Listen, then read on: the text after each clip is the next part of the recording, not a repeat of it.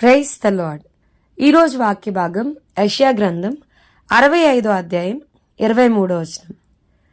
వారు వృధాగా ప్రయాసపడరు, ఆకస్మికముగా కలుగు అపాయము నొందుటకై పిల్లలను కనరు.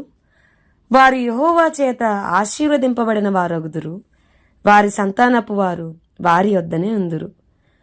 ఈరోజు ఈ వాక్య భాగం ద్వారా దేవుడు మనతో మాట్లాడుతున్నారు. ఈ యెషయా గ్రంథం 65వ అధ్యాయం 23వ వచనాన్ని చూస్తే ఇట్ ఈస్ అ ప్రామిస్, ఒక వాగ్దానం. వారు వృధాగా ప్రయాసపడరు, ఆకస్మికంగా కలుగు అపాయము నొందుటకే పిల్లలను కనరు.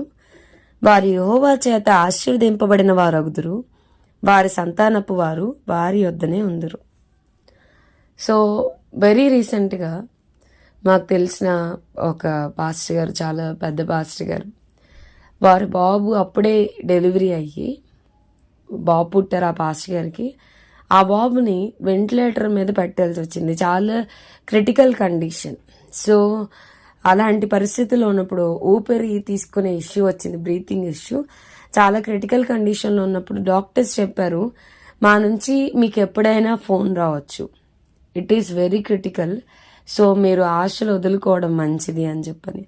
అప్పుడు ఆ పాస్టర్ గారు ఆ బాబుని చూడడానికి ఆ లోపలికి వెళ్ళినప్పుడు బాబు చెవిలో చెప్తా ఉన్నారు ఏమనంటే, నేను చావను, సజీవుడనై యెహోవా క్రియలను వివరించదను.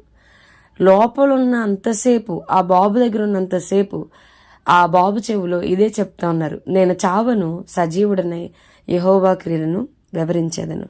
వారు వృధాగా ప్రయాసపడరు, ఆకస్మికంగా కలుగు అపాయం నొందుటకై పిల్లలను కనరు.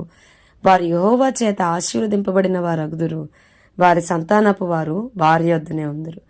ఈ వాగ్దానాన్ని పట్టుకుని ప్రార్థన చేయడం మొదలు పెట్టారు. దేవా, ఈ యెషయా గ్రంథం 65:23 నా పట్ల నెరవేర్చండి.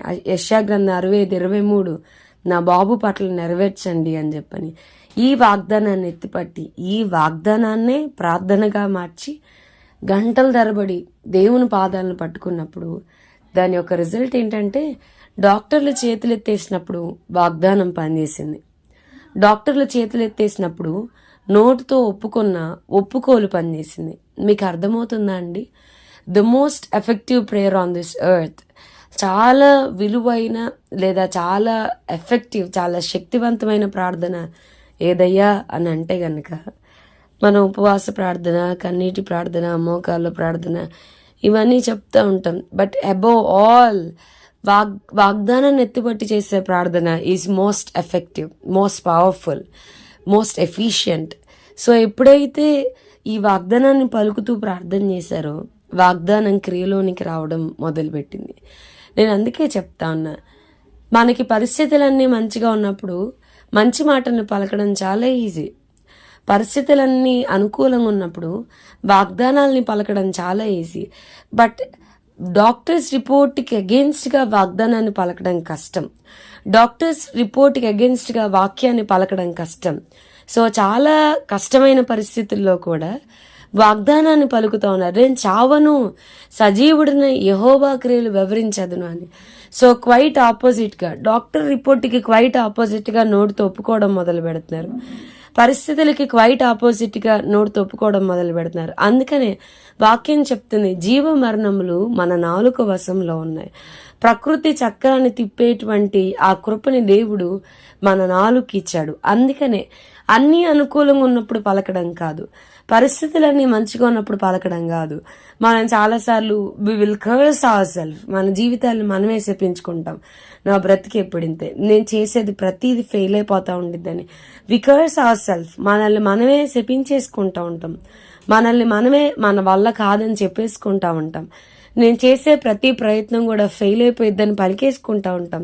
అలా కాదు, when situations are beyond, when situations are critical, పరిస్థితులన్నీ చేయి దాటిపోతున్నప్పుడు వాగ్దానాన్ని పలకడం, విశ్వాసాన్ని పలకడం మనం నేర్చుకోవాలి.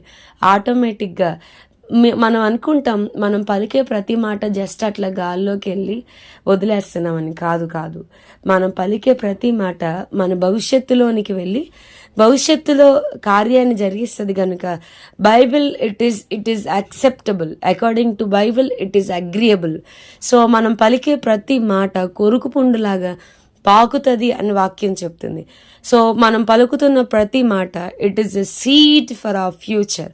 మన భవిష్యత్తులోనికి మనం విత్తనాలు విత్తుతున్నాం కాబట్టి నెగిటివ్ మాటలు కాకుండా పరిస్థితులన్నీ ఎంత వ్యతిరేకంగా ఉన్నా సీడ్ ఎ పాజిటివ్ వర్డ్, ఒక పాజిటివ్ విత్తనాన్ని విత్తుదాం.